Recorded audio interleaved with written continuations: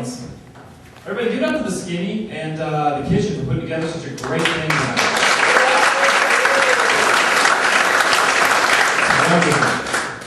Like I said, my name's Matt Allen, and these are jokes.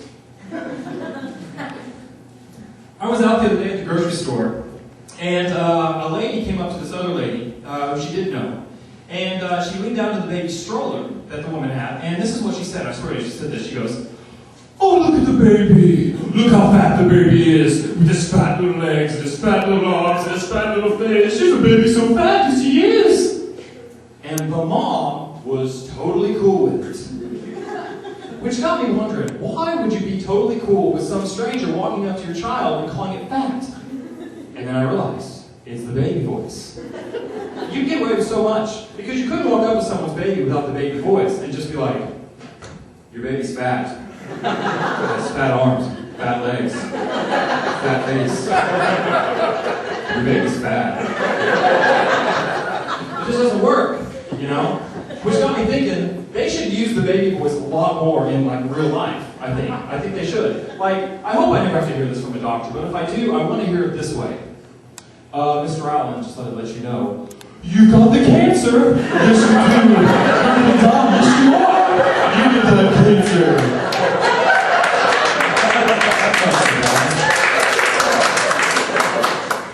But the babies, they are getting a little fatter. I actually read in a magazine that they're actually going to have a diet pill now for children.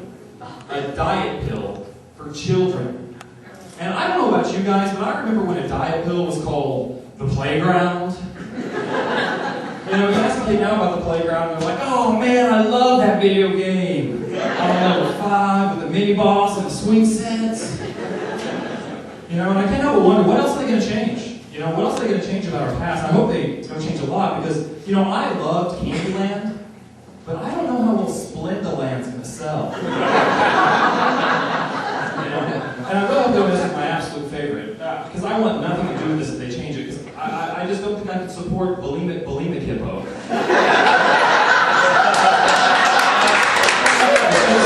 just a lot better when you eat them. Oh, man. It's probably the fast food, though. You know, the fast food does it, I'm pretty sure. I actually love fast food, though. It doesn't affect me, though. And but I was going by the day by Burger King. And I went by Burger King, and I noticed their sign outside of Burger King. It said this. It said, "Now hiring double cheeseburger." Which I thought was weird. Because I was thinking about it, and I was like, what if Burger King doesn't actually cook their hamburgers over an open fire, much like they say, but instead they just lure them in with the prospect of steady employment? You know, what would that interview be like? It'd be like, "Mr. Double Cheeseburger, please have a seat." Oh, you watched it. I'm sorry. Mr. Cheeseburger, if we took your onions away, would you be upset? How do you feel about bacon, Mr. Double Cheeseburger? And finally, would you like fries with you? I didn't eat there. That's creepy. Do we have any left-handed people in the house? Any left-handers? You guys, okay, I'm right-handed, I'm not left-handed, but you guys are special. And you know why you're special? You have your own stores. Have you ever seen these, the left-handed stores? Where they, like, they're in the malls all over America, where they sell like left-handed like mugs and left-handed notebooks, like left-handed T-shirts. You know? I can't help but think I want in on this. I want in on this store for special people. Like, I think there's a market that's just not getting reached to, and that's people with multiple personality syndrome. I want to open a store for those people and call it "Something for the Both of You." We'll sell sports, reversible jackets. All of our self-help books would be buy 2 for 1. And our biggest seller, I think our biggest seller would be those little cell phone things you put in your ear, you know, the little cell phone things. That way, when you're talking to yourself, you don't look crazy. You look like a loud, obnoxious guy who's holding up the line at the gas station. I used to tell that joke using I used to tell it different. I used to use schizophrenia as the store. And I had a guy from the UK comment on a video he saw of that, and he was like, "Schizophrenia and multiple personality are not the same thing." And he's right, it's not, so don't do it because you'll make someone mad. And so I changed it to multiple personality syndrome. But I just can't wait for the emails I get from that. I'll get an email from a guy and be like, "I don't appreciate that joke very much." And I'll get another email from the same guy. "Me either."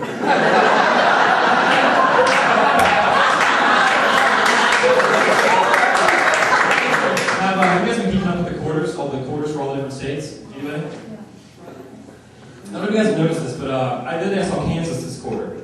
On the Kansas quarter, see, the point of these quarters is to put what's important in your state, what's really beneficial, what you've done that's really amazing. On the Kansas quarter, there's a buffalo. That's it. A buffalo. Something that was already there before Kansas was. All they've done is trap something. It's like the people showed up in Kansas and went, oh man, we better put up fences, because if those things leave, we got nothing. I'll tell you who should be on the Kansas quarter. Who should be on the Kansas quarter are people willing to live in Kansas. Just squeeze them all in for a group photo.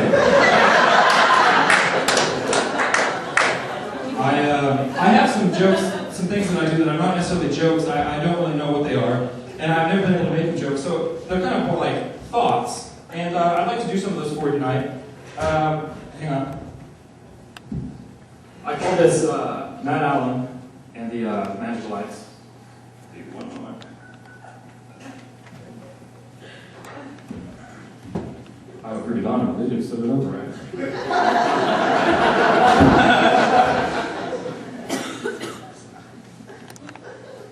Oh.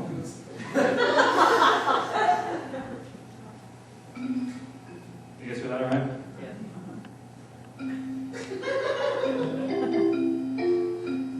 I call this Matt Allen and the Magical Lights.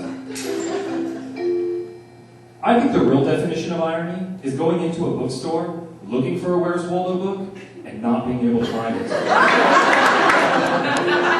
take that last next step.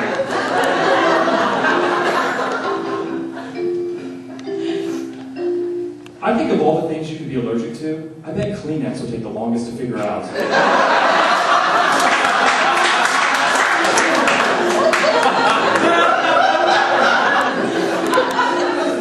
Whenever you do two things at once, you always say, yeah, I just killed two birds with one stone. I hate to be the guy that actually has killed two birds with one stone, because you can never tell anybody. Hey man, I just killed two birds with one stone. Really? What'd you do? Well, I just killed two birds with one stone. I thought you said that. What'd you do? Never mind.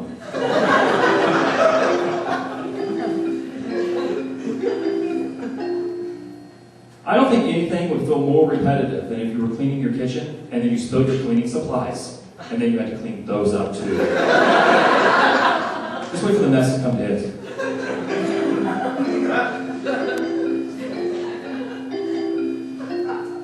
What is it about a red paint sign that just screams, touch me gently?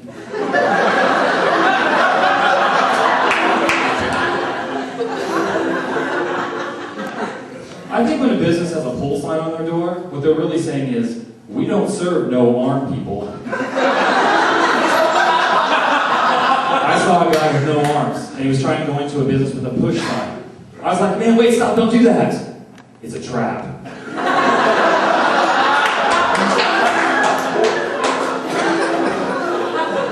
Hey, can I ask you a rhetorical question? Thanks. Somewhere out there's a very photogenic Amish man. But I guess we'll never know.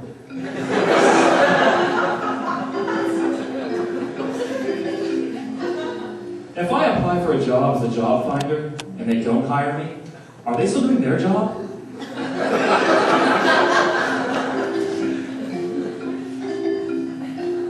I wrote this really great joke about Murphy's Law, but then I couldn't find a pencil.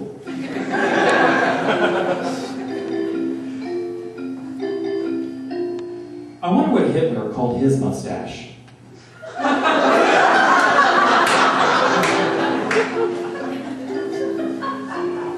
I want to change my name to Rich, because apparently that's what the girls want to marry.